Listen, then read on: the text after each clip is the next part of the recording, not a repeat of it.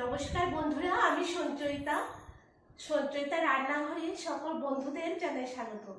আজ আমার রেসিপি পাঙ্গাস মাছের ঝাল।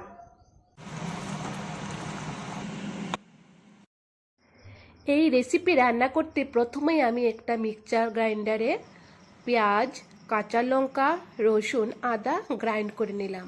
পাঙ্গাস মাছে নুন, হলুদ, লঙ্কা গুঁড়ো মেখে লাল লাল করে ভেজে তুলে নিলাম। পাঙ্গাস মাছ কাটা না থাকার কারণে খুব সাবধানে ভাজতে হয়, কেননা প্রচণ্ড তেল ছড়ায়। মাছ ভাজা হয়ে গেলে কালো জিরে ফোড়ন দিয়ে পেঁয়াজকে লাল লাল করে ভেজে পেঁয়াজের সাথে ওই যে বাটা মশলাটা দিয়ে খুব ভালো করে কষিয়ে দিতে হবে স্বাদ মতো নুন, হলুদের গুঁড়ো, লঙ্কার গুঁড়ো, জিরের গুঁড়ো এবং ধনিয়ার গুঁড়ো। ভালো করে নেড়েচেড়ে খুব সুন্দর করে কষিয়ে নিতে হবে।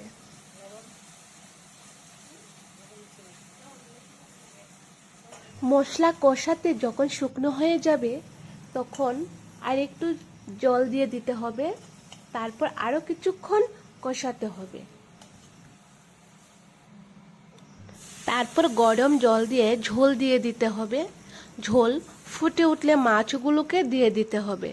আজ আমি ঝোল ফুটে ওঠার আগেই মাছ দিয়ে দিয়েছি, কেননা মাছগুলো খুব নরম জাতীয় মাছ, বেশিক্ষণ ফুটতে হবে না।